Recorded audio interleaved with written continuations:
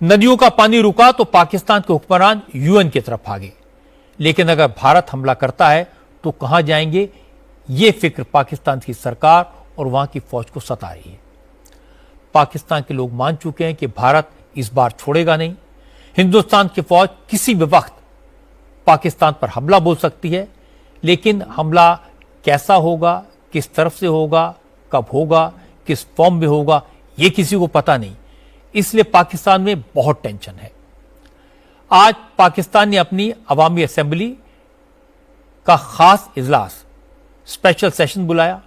National assembly के इस special session में सबसे पहले शहबाज सरकार के मंत्री आजम नजीर तारड़ ने भारत के खिलाफ निंदा प्रस्ताव पेश किया, जिसका सभी दलों ने सपोर्ट किया। और इसके बाद सबसे पहले नेशनल असेंबली में leader of opposition Imran Khan के पार्टी के नेता उमर अयूब खान ने कहा, भारत हमला करेगा यह तो तय है, और यह भी तय है कि पाकिस्तान की कमजोर लीडरशिप भारत को जवाब नहीं दे पाएगी।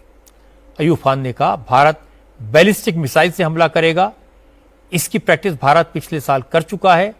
भारत को टारगेट्स पता है, भारत की तैयारी पूरी है, लेकिन पाकिस्तान इसका जवाब कैसे देगा, यह पाकिस्तान की सरकार को भी नहीं मालूम। हमें स्ट्रांग लीडरशिप चाहिए।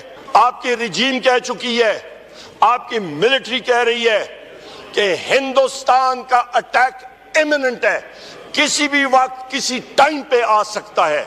उसका मुकाबला एक स्ट्रांग लीडर ही कर सकता है, वीक लीडर कभी नहीं कर सकता।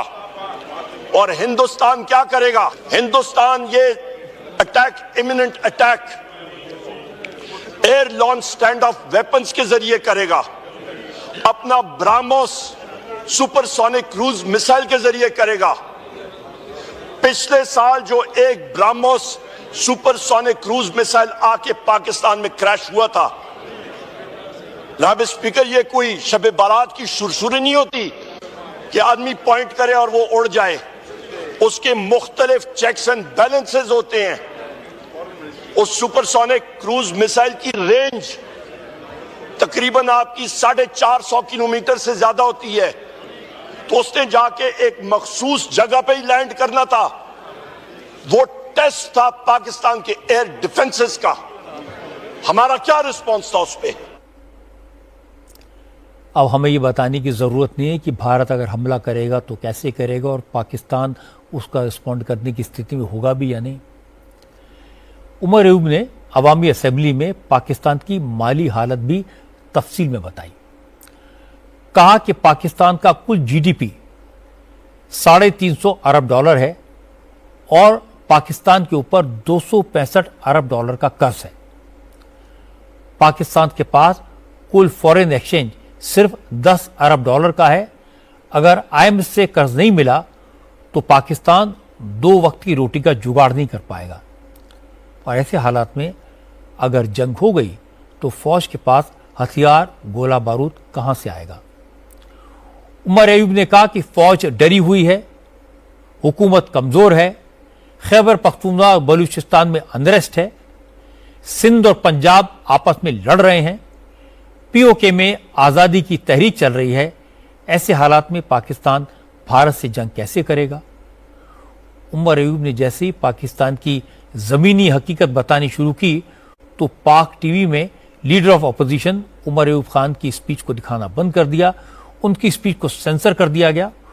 उमर अयूब खान के बाद जब बिलावल की पार्टी के सांसद अब्दुल कादिर बोले तो उन्होंने उमर अयूब की तकरीर के उन हिस्सों को दोहराया और कहा, मुश्किल वक्त में ये सब बातें करने का कोई मतलब नहीं है। ऐसे हालात में फौज और अवाम का हौसला बढ़ाना चाहिए। अब्दुल कादिर ने कहा कि पाकिस्तान का बच्चा बच्चा फौजी है, पाकिस्तान के पास न्यूक्लियर बम है। अगर भारत ने नदियों का पानी रोका तो पाकिस्तान न्यूक्लियर बटन दबाने में वक्त नहीं लगाएगा। जो तकरीर हुई, मैं समझता हूं कि उस पे पूरे इंडिया में बड़ी तारीफ होगी, क्योंकि इसमें आपने सारी पाकिस्तान की जो है ना वो राज बताए, पाकिस्तान की सारी कमजोरियां आपने गिनवाई और आपने ये भी कहा कि पैसे नहीं है आपके पास जंग लड़ने के लिए। आपने ये भी कहा कि पाकिस्तान के अंदरूनी हालात भी ठीक नहीं है, जंग लड़ने के लिए। आप इसमें यह भी कहते रहे कि किस किस मकाम पर आप वनरेबल पोजीशन में हैं कि इंडिया आओ हमें यहां अटैक करो।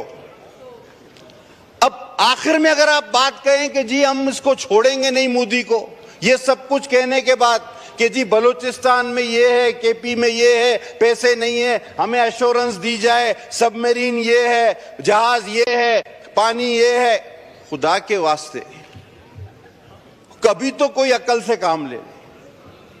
आज आपके मुल्क की सलामती दांव पे है, जिम्मेदारी से काम और जिम्मेदाराना रवैया होना चाहिए। हम सब इकट्ठे हैं, मोदी मिसकैलकुलेट ना करना। अगर आप समझते हो कि पाकिस्तान की फौज लाखों में है, मैं अल्फन कह सकता हूं कि इस 25 करोड़ आवाम का जज्बा जो हम देख रहे हैं, अगर हमारे बूढ़े खवातीन बच्चे भी निकाल दो, 5 करोड़ 10 करोड़ निकाल दो, तो फिर भी 15 से 20 करोड़ की ये फौज है। और दुनिया में किसी मुल्क के पास इतनी बड़ी फौज नहीं है जो जज्बा शहादत से सरशार हो। नहीं है किसी के पास इतनी बड़ी फौज। आज आपको ये बात करने की जरूरत है, इसको उठा लिया, इसको गिरफ्तार कर लिया, इसको मार रहे हैं, ये जुल्म हो रहा है, ये कोई बात करने की है? किसी वहम में ना रहना। और याद रखो कि कुछ चीजों पर हम बड़े सेंसिटिव हैं, और उनमें से एक इंडस रिवर है। ऐसा ना हो कि ये ट्रिगर दबाने में। बिलावल भुट्टो की पार्टी के नेता फौज का हौसला बढ़ाने की कोशिश तो कर रहे हैं, लेकिन मुश्किल ये है कि सब डरे हुए हैं, बात बात में न्यूक्लियर बम की बात कर रहे हैं। वजीर आजम शहबाज शरीफ की पार्टी के सांसद कैसर अहमद शेख ने कहा, बाकी सब तो ठीक है, लेकिन हकीकत से मुंह भी नहीं मोड़ा जा सकता। पाकिस्तान की फौज इंडियन आर्मी का मुकाबला कर पाने की हैसियत में नहीं है। भारत की ताकत तो पाकिस्तान से 10 गुना ज्यादा है। कैसर शेख ने कहा कि चिनाब का पानी पाकिस्तान में आना बंद हो गया है, इससे मुल्क की हालत और ज्यादा खराब हो गई है। क्या किया जनाब स्पीकर? हमने ये किया, हमारी अपनी पार्टियां 2017 में, जनाब स्पीकर मैं आपको फिगर दे रहा हूं कि हमारा डिफेंस बजट 10 अरब डॉलर था और इंडिया का डिफेंस बजट 40 अरब डॉलर था। हमने अपना बजट घटाते घटाते खुद अपने तौर पे, हम पॉलिटिशियंस ने और हम लोगों ने अपना बजट घटा के 10 अरब डॉलर से पिछले बजट में 8 अरब डॉलर कर दिया। 8.5 अरब डॉलर का बजट है। और इंडिया ने अपना बजट जो 2017 में 4 गुना था, आज उन्होंने अपना बजट बढ़ाते बढ़ाते 83 बिलियन कर दिया। अब हमसे वो 10 गुना बड़ा बजट उनका डिफेंस बजट है। कोई शक नहीं कि ईमान का जो हमारे यहाँ है, जो जज्बा है, जो हम मुसलमान बिलीव करते हैं जहाद पे, लेकिन उसके साथ साथ कुरान ने भी ये कहा है कि अपने घोड़ों को तैयार रखो, अपने असला को तैयार रखो। हम क्या वजह है कि हमें समझ ही नहीं आई कि इतना बड़ा हमारा जलील दुश्मन, जिसने हर वक्त मक्कारी की है और आज बगैर किसी वजह के, आज जो इसने इंडस वाटर बेसन का किया है, चनाब दरिया मेरे शहर से गुजरता है, 2 दरिया पाकिस्तान के पास रह गए, एक दरियाए सिंध और एक दरियाए चनाब। आज ही चनाब का पानी किसी हद तक, बहुत हद तक उन्होंने कम कर दिया है।